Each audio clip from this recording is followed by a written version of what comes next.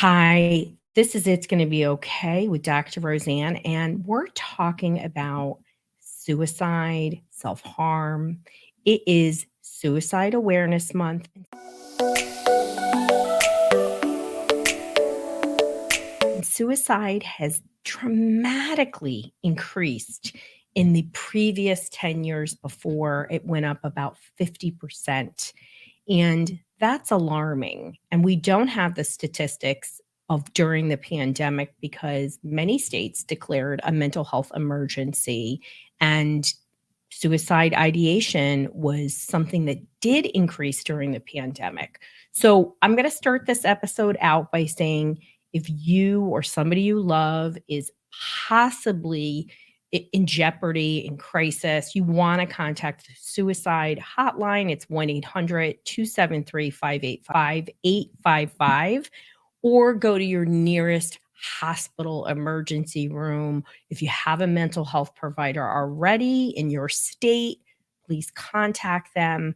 Nobody ever regrets getting help. They only regret when they don't.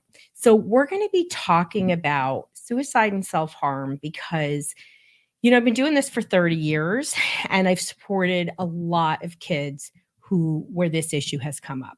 And there's a lot of things that can be done well, and there's a lot of things that we miss. And even though for many kids, wanting to harm themselves, having feelings of suicide often are impulsive, for many kids, there are a lot of red flags along the way. So let's get into the nitty gritty of this so that you can have support. And again, nobody ever thinks their kid is considering ending their life, but there are some risk factors and we need to talk about that. So, first of all, let's talk about self harm. Self harm is something, geez, I think it's been more than 20 years that when I started 30 years ago, there weren't as many kids who self harm. And self harm is simply when somebody intentionally has harm behaviors where they're cutting themselves, is the most common, some injury of some sort. And it often gets tied together with suicide because there's blood. Many people who do self harm, self injurious behaviors like cutting do not have feelings of suicide ideation. They are two separate things. Now, you can have both, just like you can have ADHD and suicide ideation, but that does not automatically lead to the other. You have to dig in and ask the questions. If you're worried your child is depressed, you're going to a mental health professional. Don't think about it, do it. There's nothing more important than your child's mental health. And, unfortunately, I know many, I've had friends where their kids have killed themselves. I've known many individuals where they're in a family where there's, they are the survivors. And I also know people that are suicide survivors. So let's talk about what suicide ideation is, when you should be concerned. So, suicide ideation is when you have thoughts of suicide, and there's a range of it, right? Like, oh, I wish my life, was over, right? Or, oh, it's so terrible, right? That those statements still need to be investigated, or, listen, I'm going to kill myself if you do that again. Or I'm going to kill myself by shooting myself in the head, right? Very different kinds of statements. Now, you're probably alarmed, and that's very triggering for you. But for me as a professional, right? And it's imperative. It's parents do not have the clinical training to assess if your child is in danger of harming themselves. Once they make these statements, this is at a minimum a need for support, mental health support.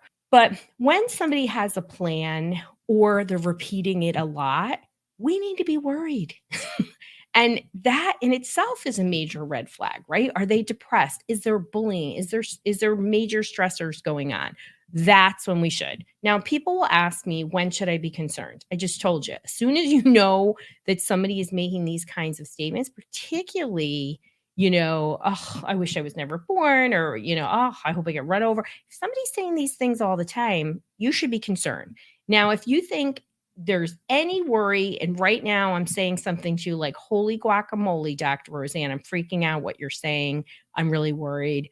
If you don't have a mental health professional that you can call a suicide hotline, 1-800-273-5855. There are a lot of things in our state. You can call a number called 211. Every state is different, but place where people can go to get resources of any kind. So you should be concerned when your child is making repeated statements. They indicate any kind of plan, like, oh yeah, I'm going to hang myself, or I'm going to do this, or I'm going to do that. That means they're thinking about it, people.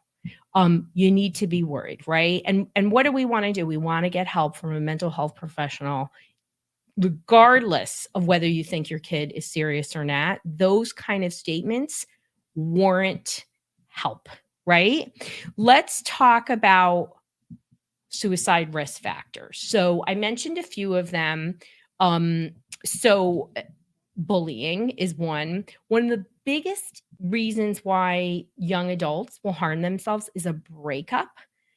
That is actually one of the most common reasons why. It's often an impulsive reason, but it is something that happens. If there is a suicide of a friend or family member or anyone in your community where it is, known, your child or teenager is a much higher risk of suicide. We don't always understand it, but we know that it becomes an option, right? And especially when somebody is grieving, they're much more likely to make impulsive decisions. Clinical issues such as mood disorders put you a higher risk, and in particular, bipolar. So individuals with bipolar have a combination of obviously up and down mood, but they often are very impulsive.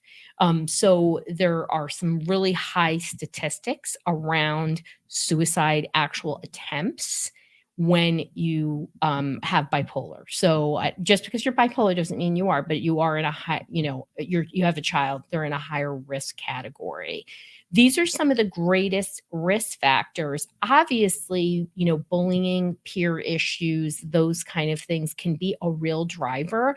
And I think one of the scariest things about bullying, when I've seen somebody attempt suicide or complete a suicide, is that often we don't even know that bullying is going on. There's a lot of shame about being bullied, and we just might not know. So then that becomes, when should you be concerned about your child's mental health in general, right? So are there changes in behaviors? Are there changes in friendship groups, right? And changes in behaviors, we think of suicide as somebody is withdrawn and sad. Yeah, that may be, but you also may see anger and fear.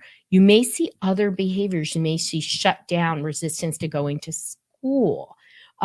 You want to look for somatic issues like stomach aches and headaches, and sleep problems is another one that's really, really a higher thing. So those are some of the highest categories, right? Now, obviously, if your child has made these statements before or has had suicide attempts before, you want to make sure you're getting help, right? So what do you do when you have concerns about your child's mental health?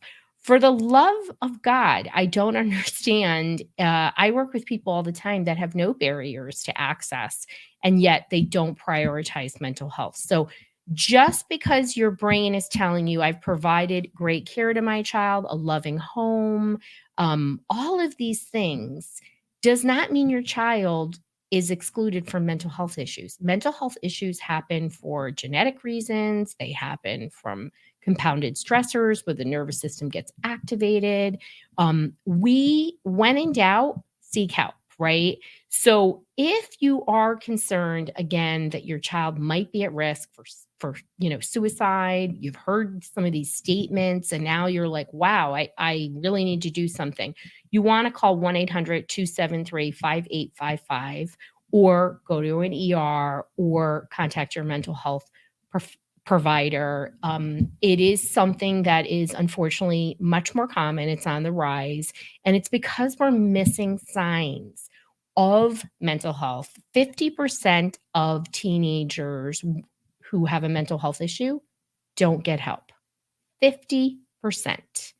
So we don't want to ignore that. We're somehow missing the signs, and you know that grades are never the benchmark of mental health.